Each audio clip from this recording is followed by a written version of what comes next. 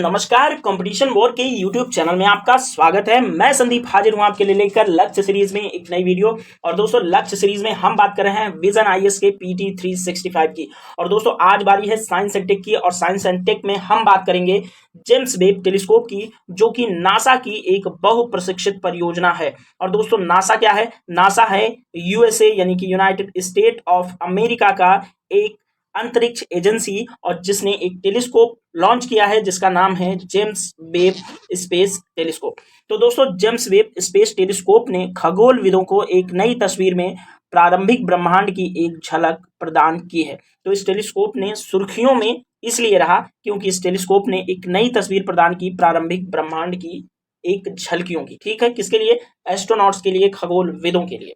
तो दोस्तों ये थी सुर्खियां। अब थोड़ा सा जेम्स वेब टेलीस्कोप के बारे में और जानते हैं।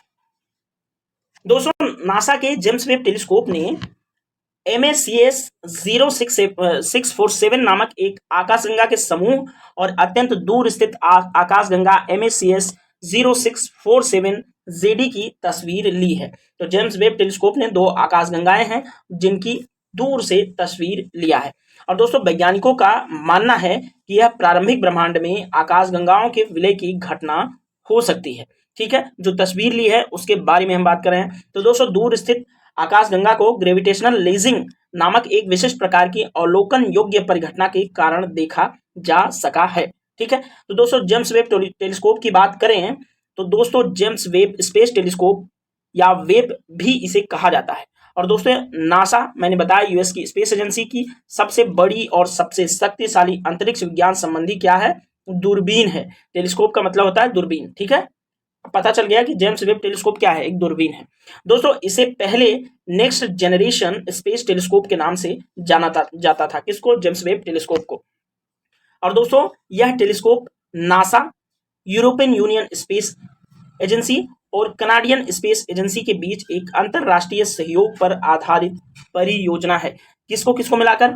नासा को, जो कि यूएस का है, यूरोपियन स्पेस एजेंसी का, और तीसरा कनाडा। तो इसमें तीन लोग पार्टनर हैं इस परियोजना का। ठीक है, और परियोजना के जो कि एक अंतरराष्ट्रीय सहयोग पर आधारित है। अब दोस्तों ग्रेविटेशनल लेजिंग, आपने एक शब्दावली देखी तो देख लेंगे कि ग्रेविटेशनल लेजिंग होती क्या है। अब दोस्तों ग्रेविटेशनल लेजिंग के तहत किसी बड़े पिंड का प्रबल गुरुत्वाकर्षण दूर स्थित आकाशगंगाओं, जो कि पृथ्वी की सीध में लेकिन आकाशगंगाओं के समूह के पीछे स्थित है, से आने वाले प्रकाश को मोड़ देता है। और इसके कारण दोस्तों पृथ्वी तक इन दूर स्थित आकाशगंगाओं का भी प्रकाश पहुंच जाता है। इस परिघटना का प्रभाव एक विशाल मैग्नीफाइंग लेंस की तरह काम करता है। ठीक है, तो आई होप आपको ग्रेविटेशनल लेजिंग समझ आई होगी। और जेम्स वेब स्पेस टेलीस्कोप जो है वो नासा की सबसे बड़ी, सबसे शक्तिशाली दूरबीन है। और इसमें तीन पार्टनर हैं, नासा यूएसए का, यूरोपियन स्पेस एजेंसी और कनाडियन स्पेस एजेंसी। सिर्फ इतनी बातें आप याद रखना और आगे बढ़ेंगे। दोस्तों अब इस वेब की टेलीस्कोप की विशेषताओं पर बात करें तो इसकी पहली विशेषता यह है कि विजिबिलिटी या दृश्यता स्पेक्ट्रम। तो ये क्या है दोस्तों? यह इंफ्रारेड स्पेक्ट्रम को कैप्चर करके ब्रह्मांड का अवलोकन करता है। तो विजिबिलिटी दृश्यता स्पेक्ट्रम क्या है? इंफ्रारेड स्पेक्ट्रम को कैप्चर करके ब्रह्मांड का अवलोकन करता है, असेसमेंट करता है। दोस्तों इंफ्रारेड जो है वस्तुतः एक प्रकार का विद्युत चुंबकीय स्पेक्ट्रम होता है जिसकी तरंग दैर्ध्य दृश्य प्रकाश की तुलना में अधिक होती है। ठीक है, तो आपको पहली विशेषता यही इसकी याद रखनी कि इसमें दृश्यता स्पेक्ट्रम काम करता है। दोस्तों वेब अंतरिक्ष में अत्यधिक दूरी तक अवलोकन करने वाला अंतरिक्ष में स्थापित एकमात्र इंफ्रारेड स्पेशलाइज्ड टेलीस्कोप है। कौन? James Webb telescope. ठीक है, ये यहाँ पे इंपॉर्टेंट है फैक्ट। ठीक है, अब दर्पण भी इसमें लगा हुआ है। तो इसके दोस्तों प्राथमिक दर्पण का जो व्यास है इतना है 6.5 मीटर। दर्पण का बड़ा आकार टेलीस्कोप की प्रकाश को कैप्चर करने की क्षमता को और अधिक बढ़ा देता है। ठीक है, तो दर्पण इसलिए लगाया गया है। दोस्तों ये है जेम्स वेब टेलीस्कोप। ठीक है, ये तस्वीर है और थंबनेल में आपने इसकी तस्वीर देखी होगी, वहां पर तस्वीर है।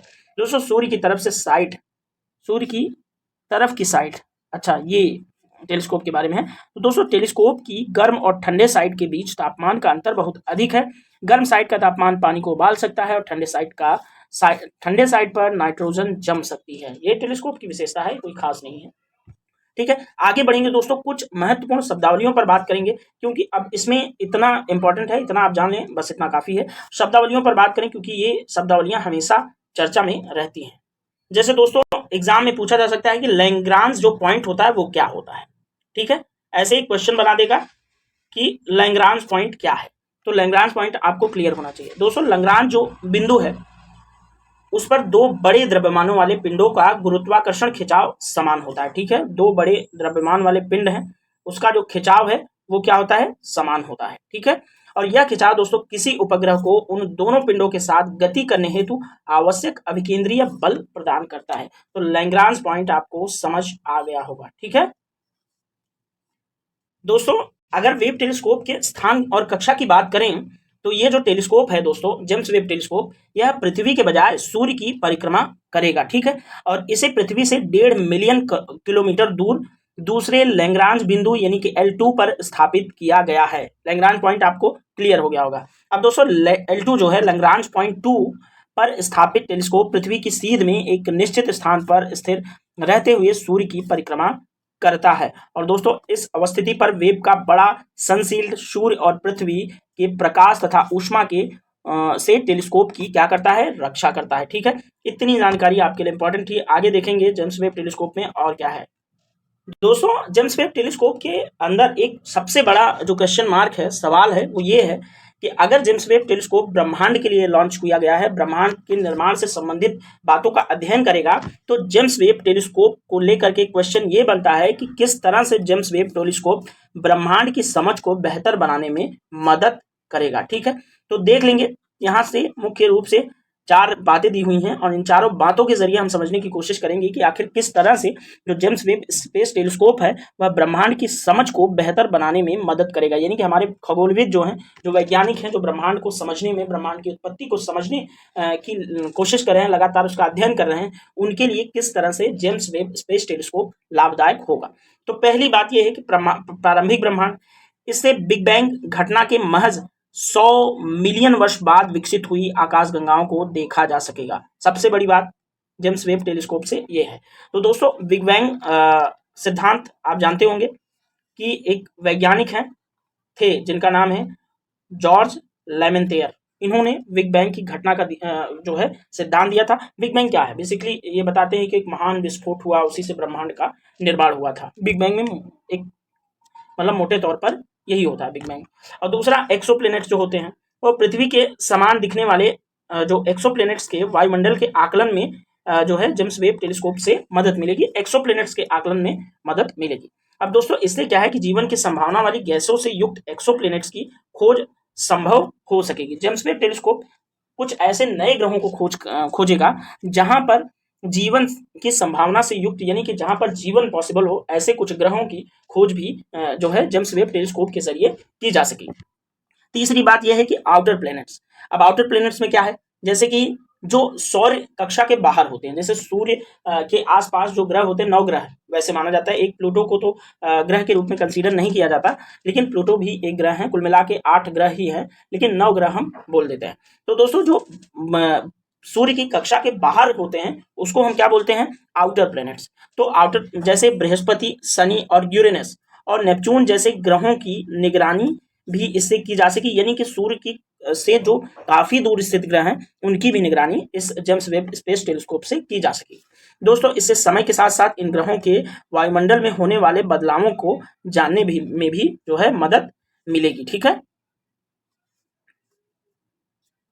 और दोस्तों स्मॉल वर्ड्स क्या है, स्मॉल वर्ड्स देखेंगे तो दोस्तों यह क्षुद्र ग्रह बेल्ट से लेकर कुइपर बेल्ट में परिक्रमा करने वाले सौर मंडल के सबसे छोटे पिंडों के संगठन तत्वों को समझने में मदद करेगा, ठीक है। तो मुख्य रूप से ये 1, 2, 3 एंड 4 ये 4 बातों की वजह से हम कह सकते हैं कि जो जेम्स वेब स्पेस टेलीस्कोप है वह ब्रह्मांड के जो अध्ययन है, जो ब्रह्मांड की थियरी है, उसको सुलझाने में मदद कर सकता है, ठीक है। तो दोस्तों इतना जेम्स वेब स्पेस टेलीस्कोप के बारे में बहुत ज़्यादा महत्वपूर्ण है। बस एक चीज़ आप लोग याद रखना, आपसे पूछा जा सकता है कि जेम्स वेब स्पेस टेलीस्कोप जो है वो क्यों लॉन्च हुआ है, किसकी परियोजना है, ठीक है। और ये किस पॉइंट पर काम करेगा, इससे क्या समझने में मदद मिलेगी। तो मुख्य रूप से इन चारों सवालों का जवाब इस डिस्कशन के अंदर दिया जा चुका है। ठीक है दोस्तों, तो दोस्तों मिलेंगे किसी अन्य वीडियो में, तब तक के लिए आप लोग वीडियोस देखते रहिए, क्योंकि यूपीएससी का जो एग्जाम है बहुत कम दिन बचे हुए हैं। 28 मई को एग्जाम है, अभी एक हफ्ते से भी कम समय बचा है। ठीक है, तो आप लोग रिवीजन पर ध्यान देते रहिए। ऐसे वीडियोस अगर 10-10 12-12 मिनट की वीडियोस आप देखेंगे, अगर 10-12 मिनट में एक दो क्वेश्चंस भी अगर आपके मिल जाते हैं तो आपके लिए बहुत ज़्यादा लाभदायक होता है। साथ ही दोस्तों एक जानकारी शेयर कर दूं कि इस जो वीडियो है उसके डिस्क्रिप्शन बॉक्स में टेलीग्राम चैनल का लिंक दिया हुआ है, जो कि कॉम्पिटिशन वॉर यूट्यूब चैनल का एक ऑफिशियल टेलीग्राम चैनल है, जिस पर डेली बेसिस पर आपके लिए द हिंदू और पीआईबी की जो करंट अफेयर्स होती हैं वह हिंदी में शेयर की जाती हैं। तो बहुत सारे लोग टेलीग्राम चैनल पर जुड़े हुए हैं, उसका लाभ उठा रहे हैं। आप भी जुड़िए और टेलीग्राम चैनल पर डाले जाने वाले डेली बेसिस करंट अफेयर्स को आप लोग अपनी तैयारी में लाभदायक बनाइए। ठीक है दोस्तों, मिलेंगे किसी अन्य वीडियो में, तब तक के लिए थैंक यू सो मच।